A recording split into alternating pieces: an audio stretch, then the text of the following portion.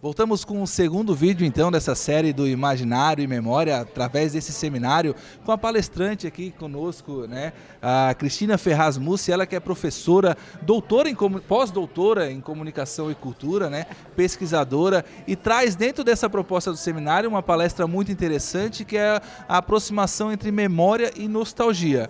Professora, se nós fôssemos passar para quem está nos acompanhando, por exemplo, pelas redes sociais, ou por qualquer telinha, seja ela qual for, celular, em casa, computador, enfim, memória e nostalgia, como que essa proposta se aproxima e como que a professora, por exemplo, para quem não conseguiu acompanhar as palestras dentro do seminário, e ela é uma das palestrantes, né, haveria como sintetizar esse conceito, memória e nostalgia, para quem nos acompanha? Eu acho, bom, boa noite a todos, né, todos e todas. Eu acredito que sejam conceitos extremamente amplos, interdisciplinares, e aí está a riqueza deles, e que nós vivemos um momento mundialmente, em todo o mundo, em que a memória e a nostalgia, que pode ser considerada, vamos dizer, uma parte da memória, talvez contida dentro desse conceito da memória, hoje representam muito dos desejos dos seres humanos. Talvez porque quando a gente olha para o futuro, a gente nunca tenha muita certeza e o futuro nos pareça ameaçador. O presente é muito fugaz, passa muito rápido.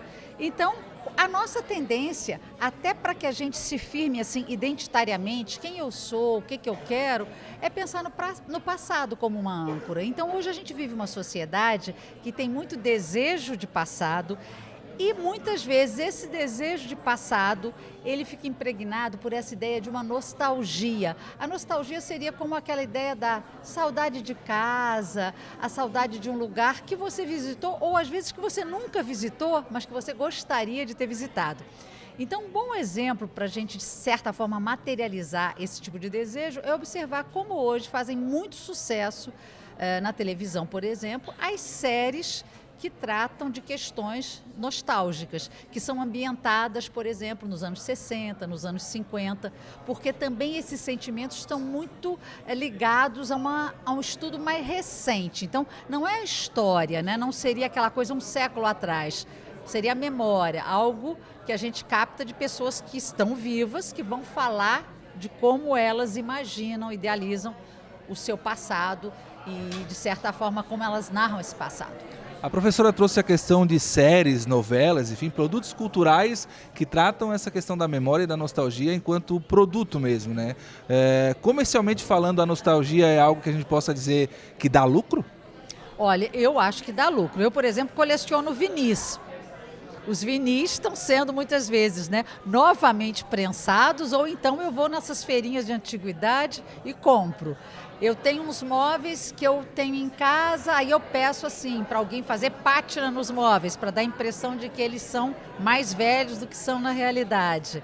Então, eu acho que a nostalgia e essa ideia de uma memória, de um passado, eles hoje têm uma exploração mercadológica incrível, não apenas em televisão, rádio, reprises, biografias. A gente até em TV vê o canal History Channel, ou vê um canal Viva, que vai reprisando várias, né, séries, novelas mais antigas e que mobilizam um número incrível de fãs, né? As pessoas ficam na internet debatendo aquilo, relembrando, associando aquelas coisas a momentos da vida delas, né? E eu achei muito engraçado recentemente, porque foi um candidato ao Oscar, né?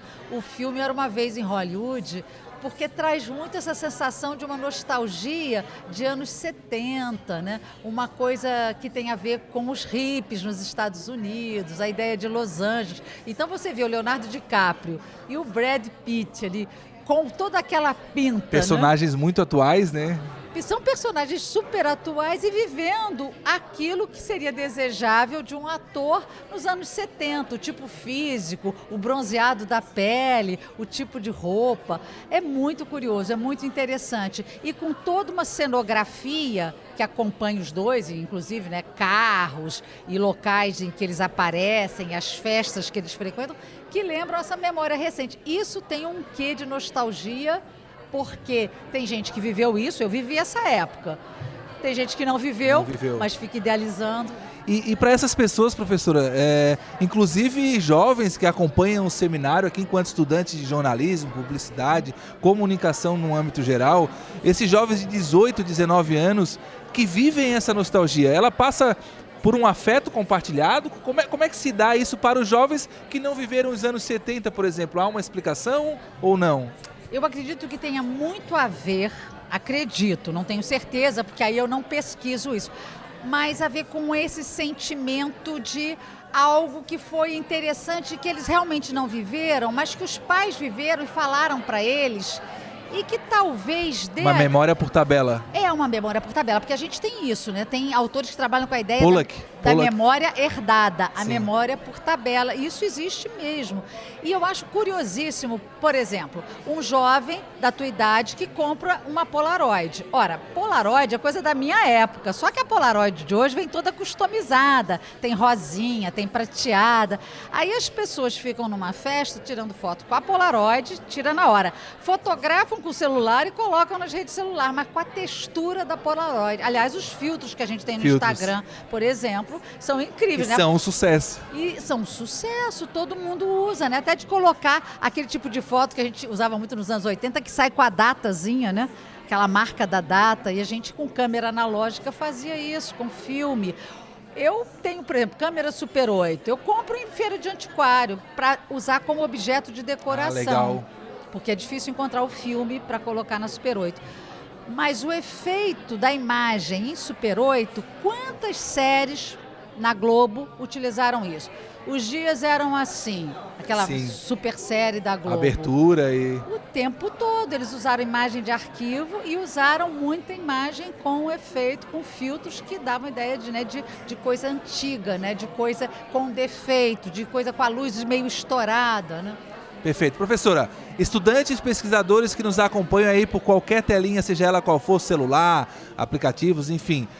Memória. A proposta do seminário é imaginário e memória. O que nós podemos passar em termos de conhecimento para quem não acompanhou, por exemplo, e eu convido para que assista a entrevista que fizemos com Juremir Machado da Silva, que trouxe imaginário muito bem, e a professora poderia talvez destacar o conceito de memória, não falar num âmbito mais acadêmico, mas no âmbito geral, explicar como que esse âmbito acadêmico pode ser entendido por pessoas comuns também.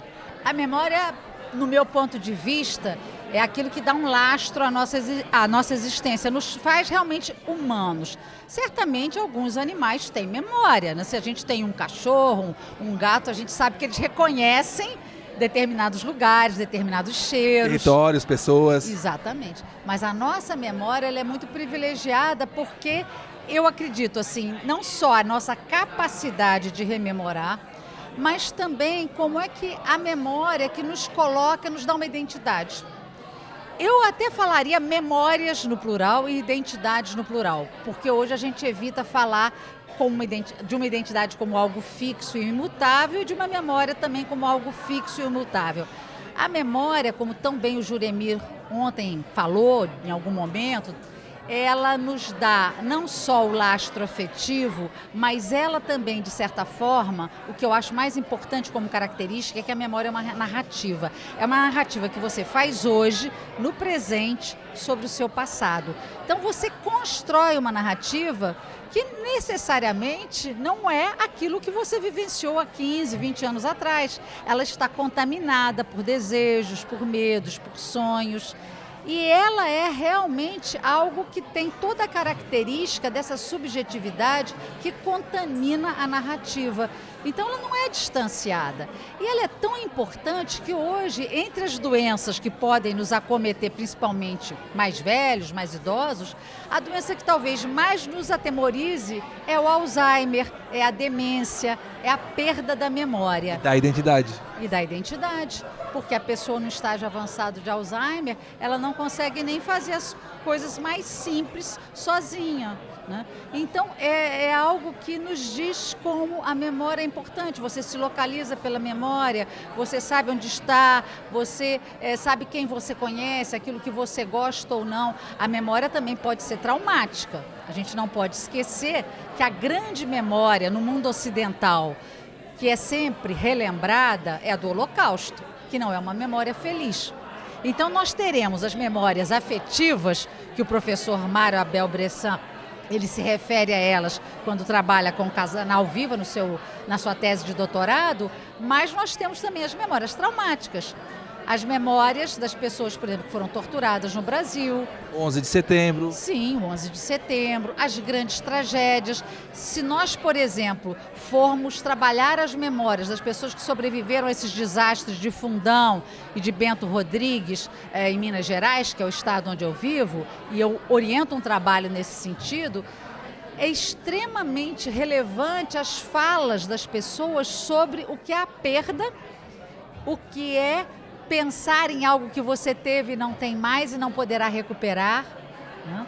E como aquela memória que às vezes sobra lá num álbum de retratos que não ficou no meio da lama. A ausência como memória. A ausência como memória. E a memória também ela é cheia de lacunas, né? Porque ela não é algo assim linear, de forma nenhuma. Ela é cheia de lacunas, ela é cheia de indefinições, de reticências. E a memória só existe com a lembrança e o esquecimento. Então é um jogo, né? Lembrar e esquecer, lembrar e esquecer. A nostalgia, ela vem então como uma provocação para reviver essas memórias, talvez, ou não? Ela teria um outro aspecto? Talvez. Eu acho que a nostalgia, que é algo que eu estou até procurando entender melhor agora, porque eu pesquiso memória há mais tempo. A nostalgia foi até um conceito que eu não via muito aparecer aqui no Brasil. E recentemente, através da pesquisa de outros colegas, eu comecei a entender alguns aspectos que eu estudava, como o caso dos cinemas de rua. Hoje eu vou falar sobre isso aqui. E esse estudo dos cinemas de rua está muito ligado para pesquisadores no mundo todo à ideia de uma nostalgia, que não é necessariamente também melancólica, ela pode ser um sentimento de memória afetiva, de saudade. Para resgatar uma alegria. Sim, para resgatar coisas que foram interessantes para aquela pessoa. Eu acho curiosa essa função da memória e também da nostalgia, que é até uma função curativa, né? Quer dizer, quando a pessoa vai ser psicanalizada por um psicanalista, né, por um médico ou um psicólogo, ela vai relatar, né, ela vai fazer uma narrativa e vai trabalhar o passado. O passado e a fala sobre o passado também é um instrumento de cura, né? Para o entendimento da própria narrativa, nesse sentido, talvez? Sim, eu acredito que você expurga um pouco seus demônios quando você fala sobre eles, as suas ansiedades, os seus medos. A psicanálise usa muito isso, né? Quer dizer, verbalizar, quando você consegue verbalizar, você também consegue tratar determinadas dores. Agora, as dores mais profundas, muitas vezes elas nem são verbalizadas. A gente sempre fala assim, quando você tem uma dor muito intensa, um momento assim de uma revelação muito dolorosa, a pessoa muitas vezes não consegue falar, ela berra, mas ela não faz uma frase, ela não verbaliza, ela desmaia, né? Ela passa mal. Então tem coisas também cuja dor, cuja intensidade não permitem nem a verbalização. Outras, já um pouco mais distanciado, você verbaliza, mesmo no momento de dor. Eu acredito que quando a gente também estuda o caso, eu aí pesquisei mais, né? Porque trabalhei com a Comissão Municipal da Verdade lá de Juiz de Fora, em Minas Gerais, que fez uma pesquisa intensa sobre pessoas que foram presas, torturadas, ameaçadas, familiares de sobreviventes que estão desaparecidos até hoje. Essas falas, às vezes, demoraram muito a brotar, porque aquelas pessoas tinham vergonha, aquelas pessoas não queriam lembrar. Uma memória retraída, presa. Seria uma memória. É a memória traumática, é a memória represada, é a memória presa. Cada pesquisador, né, ele vai adjetivar essa memória de uma forma, vai dar um nome diferente para essa memória. Mas é uma memória que está ali, né? As pessoas, os próprios sobreviventes dos campos de concentração, eles demoraram a começar a falar. Eles não falaram imediatamente. Alguns escreveram. E foi muito difícil quando você lê biografias de pessoas que escreveram depois, mas algumas nem conseguiram manter aquilo. Aquilo não foi tão libertador. O Primo Levi, um químico italiano que esteve preso em campos de concentração e que escreveu vários livros sobre essa experiência, ele depois se suicidou. Então, nem a escrita e nem a rememoração o salvaram.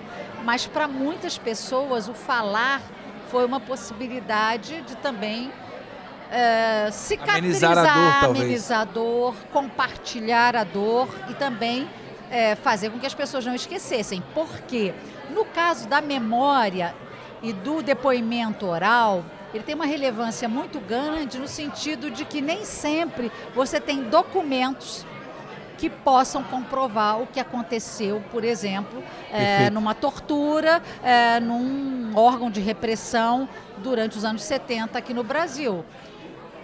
Aí o testemunho daquele sobrevivente, ele ganha um caráter de verdade e é ele que pode, de certa forma, revelar aquilo que estava escondido, seja nos porões da ditadura, seja nos porões de governos autoritários.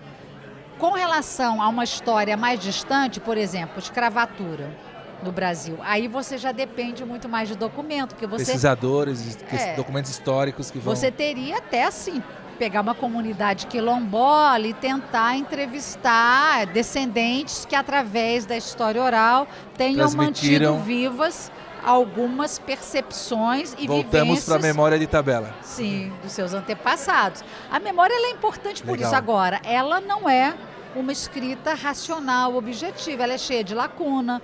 Muitas pessoas vão dar uma entrevista para você, elas erram data, elas falam uma coisa, o outro que estava com ela no mesmo lugar com aquela pessoa lembra de outra coisa.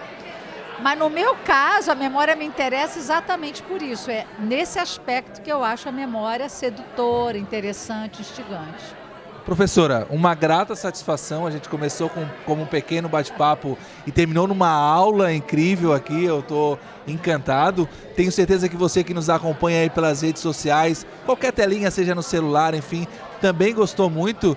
Cristina Mussi conosco aqui, pós-doutora, Comunicação e Cultura. Uma grande aula. Muito obrigado, professora. Muito obrigado. Obrigada a todos vocês.